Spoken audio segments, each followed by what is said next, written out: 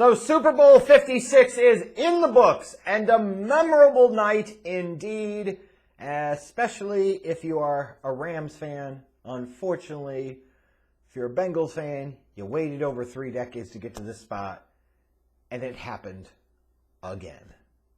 At least it wasn't to the 49ers this time, but close enough. Same type of feeling. But what a game it was. I don't know that this game goes down as an all-time classic. I don't know that it felt that way to me, but it potentially could be. But for playoffs that the last couple of rounds had fantastic games and fantastic finishes, at the end of the day, this Super Bowl at least lived up to that because it had another great finish, mixed in with some controversy and boneheaded decisions, big plays by big-time players. It had everything. So let's talk about what happened in Super Bowl 56. You could tell at the beginning of the game that both teams were playing really scared. The Super Bowl will tighten up even the loosest of sphincters and vaginas. And that's what it did here. You could tell both teams trying to come out and run the ball early, which to me was really weird because your identity involves your quarterback and your passing game. And you're running when you're the Bengals, you're running when you're the Rams. It was just kind of awkward. And you could tell, on the one hand, they were playing scared. But then, you had the first of what were several probably questionable decisions throughout the night by Cincinnati Bengals head coach Zach Taylor, on, the second drive, going for it inside of your own territory. I know you're close to midfield and you have to take some chances. You have to take some risks. And for the analytics folks, this is one of the things that actually led to the success of the Bengals this year, being aggressive, taking chances, taking risks. My problem is less with the decision to go for it, and it's more about the play call. The play call wasn't great. The execution wasn't great. And as a result, you pay the price for it early. And as you looked at the first quarter and a half or so of this game, it really looked like the Bengals defense wasn't going to be able to get home with Matthew Stafford, or to Matthew Stafford. And as a result, Matthew Stafford was going to have time, and he was going to be able to pick apart this Bengals secondary, and Odell Beckham Jr. and Kupp were likely going to have big games. And early on, that's the way it looked. It looked like it could be a race between Matthew Stafford, Kupp, and Odell Beckham Jr. around who was going to finish out as Super Bowl MVP. It looked like early on we were getting to a place, it was like a 14-3 Rams lead at one point in time. The Rams were looking pretty unstoppable, and the Bengals were looking hurt in a bad, bad way. And unless something dramatically changed, everything pointed to this game could potentially be a wipeout and get to that place pretty quickly. But this game really turned. I saw other people talk about this too, because it's absolutely true. This game really turned when Odell Beckham Jr. hurt his knee. You see a lot of players talking about getting rid of turf, and I totally get it. The non-contact injuries are like 20-something, 25, 28, something like that % higher on field turf versus natural grass. And what a terrible thing to happen at the worst possible time. Odell Beckham Jr. got his freedom from the Cleveland Browns, comes to Los Angeles, is kind of a good foot soldier, if you will, but he was starting to step up and make some big key plays in the playoffs when the Rams really needed it. You look at this game, the first touchdown that he had, got tremendous release off the line and made a great adjustment to the ball over Hilton, touchdown. And this was supposed to be a showcase for Odell Beckham Jr., a reminder that he's still here and he can still be a big-time receiver in the league. And unfortunately, he missed the second half plus the rest of the first half due to the injury. And that sucks. And it certainly sucked for the Rams. And you could tell a little bit of the air out of the balloon got drained from the Rams, and the Bengals got some life. Not the way you might have envisioned it, but it certainly did. And, you could tell the feeling was just different. The vibe was just different. As you got to halftime, the Bengals were right in this, which is perfectly appropriate for this Bengals team this year. But speaking of halftime, man, Maria Taylor went a bit bold when she said this was going to be the greatest Super Bowl show of halftime in Super Bowl history, the greatest halftime show ever. It wasn't that. I'll still take Prince. I'll take Michael Jackson. But this was pretty damn good. The production values, I don't think, translated very well. This almost reminds me of when WWE brings back a big name for the Royal Rumble or brings back a big name to take on a current champion. Sometimes the story and the overall feeling isn't really there, but you get stuck in the nostalgia. And that's what this was so much about. And that's okay, because at least you had some major headline acts that were worthy of this spot and Kendrick Lamar. I'm kidding. But seriously, he was the one that kind of felt a little out of place to me. For those that are going to sit there and say that Southern America, white America was going to barf and revolt at this, I would disagree. When I look at this Super Bowl halftime show, this show was designed to have something for everybody. I mean, look who was there. Think about this. The white people certainly had acts that were there for them. Dr. Dre, Snoop, 50 Cent. Like, those are all for the whites. And before you rage in the comments disputing me, really think about this. Dre, Snoop, 50 Cent. That's like white America's Mount Rushmore, 3/4 of it when you talk about the rap game, when you talk about hip hop. If you think I'm crazy, you're crazy. Snoop is white America's rapper. So white America had plenty here. And then you, for your black viewers, you had Eminem, Mary J. Blige, Kendrick Lamar. So it was balanced. And think about what I said, and really think about it. You're going to sit there and say, well, Eminem, how was he for... Think about it. Think about it. Lose yourself. Think about it.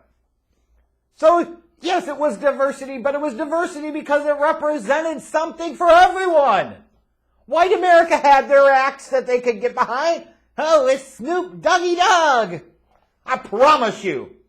You talk about fucking Gen X and you talk about the boomers, they love Snoop. Love them. Dre, the same. 52 for that matter. And speaking of 50, there was a nice, pleasant surprise, don't get me wrong, but when he dropped out, that was the first thing I thought of. Not 50, but I thought it was bizarre on a D12 music video about the band. 50 looked like he ate some of the Dr. Seuss books that he tried to get Floyd Mayweather to read. Lose Yourself video, I was in the back. Superman video, I was in the back. They told me to do sit-ups, did 2.5, couldn't get up. Like that to me was the highlight of the night. The only thing that would have taken this halftime show to another level, and I thought it was good. I thought it was really good. It was missing the big time feeling. Like, the name acts were pretty big, and then you had Kendrick Lamar. No disrespect, but come on. Compared to Mary J. Blige and 50 and Snoop and Eminem and Dre. I mean, I'm just saying, one of these is not like the others. But the only thing that I thought would have really taken this to a whole nother level is if he would have had Ice Cube come out and say, hey, yo, Dre, I got something to say. And I know you're not going to sit there and go, fuck the police here. Props to Eminem for taking a knee, even though the NFL told him not to. That's right, fuck your censorship. But you could have done something. So you could have had them do Express Yourself. You know, you could have figured out something. That was the one thing. It was like, it was perfectly timed where you could have had Ice Cube come out, and it would have taken this thing to a whole nother level. But, you know, it is what it is. It was a good enough halftime show, certainly better than some other ones we've seen in recent years. Does it measure up to The Rock's pre-game promo? I don't know. That's a fair question, too, to those old farts that are sitting there saying, oh, the players just want to hurry up again. But it's the fucking Rock. Shut up. And The Rock showing his apparent presidential ambitions by trying to play to all sides of the aisle, both the Rams and the Bengals. I'm just saying. But after that, you got to the second half, and the Bengals come out like gangbusters. You get the big touchdown immediately to T. Higgins. Then there's a Rams intercept turnover, Bengals interception. They get the ball deep in Rams territory, and it looked like, oh my God, the Rams are about to fall apart. And they were able to stem the tide just a little bit and hang in there. But as you went through this second half, to me, I still was waiting for these teams to really break out and explode, and it just never happened. Maybe some of that is due to the credit of the defenses. But I think a lot of that is due to the blame of the play callers, and that's Zach Taylor and Sean McVay.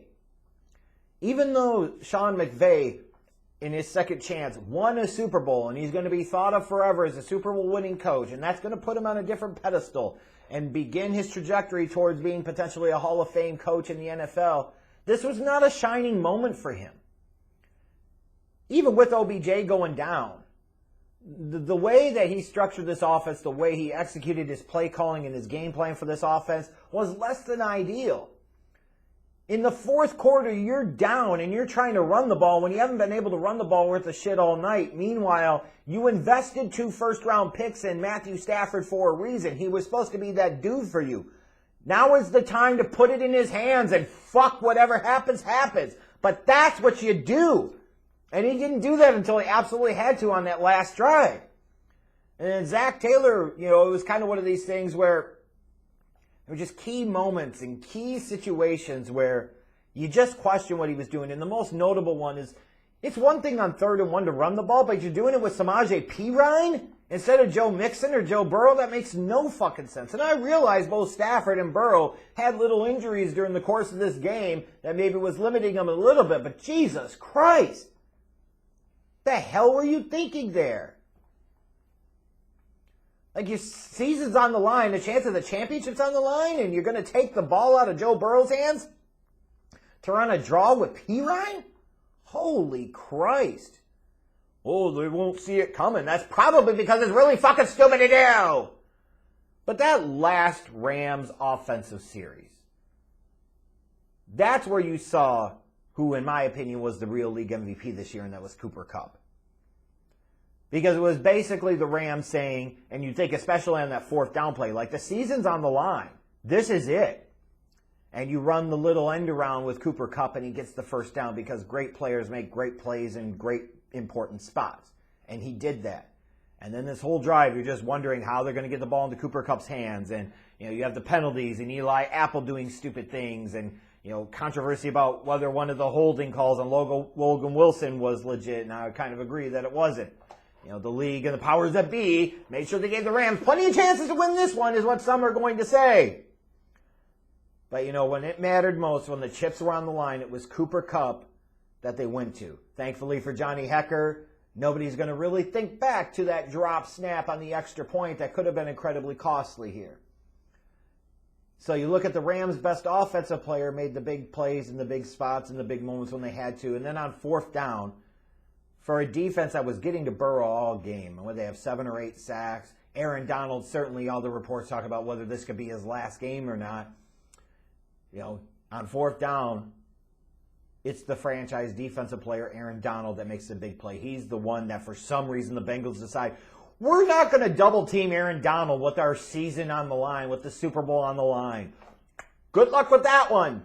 And Aaron Donald gets the big pressure. Joe Burrow tries his best to escape, but just has to throw it up, and it's game over, and the Rams win the Super Bowl. And son of a bitch, I tell you what, if you're going to go all in, and you better make sure it works. And at least you can say this about the Rams. Nobody can ever question whether they did the right thing or not.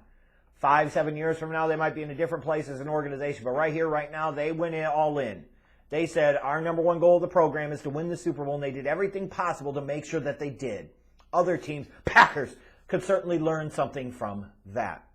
Meanwhile, for the Bengals, you could say, well, it was a great season for them, and it absolutely was. There was a part of me, unfortunately, that as I was watching this, I was saying, man, I really wish the Bills or the Chiefs were in this spot, because I think they would have actually had a chance to beat this Rams team.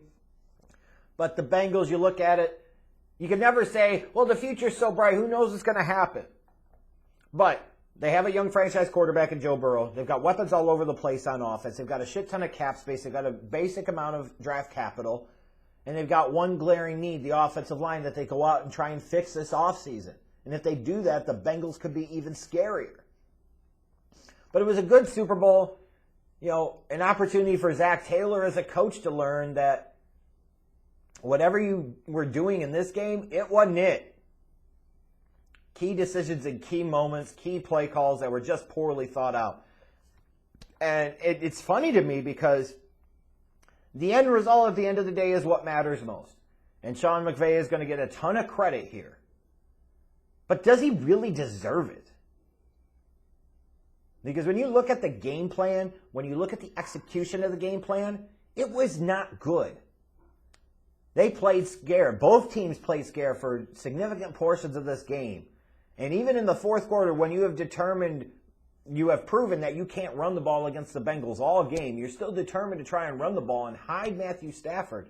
You can't sit there and trade for 2 first-round picks to acquire a Matthew Stafford and then hide him in the fourth quarter like he's fucking Baker Mayfield. You just can't do that. But congratulations to the Los Angeles Rams and their fan base. I know you were holding on with clenched sphincters and bated breath because I had picked them to win the Super Bowl. And you're saying, oh, God, please, no Jeff Jinx. There was no Jeff Jinx this time. No Jeff Jinx this time. But a great cap to what had been a fantastic NFL playoffs. And your Los Angeles Rams showing that there's more than one way to win it, but at the end of the day, that star power mattered. They went all in, and they now hoist their organization's second Lombardi trophy.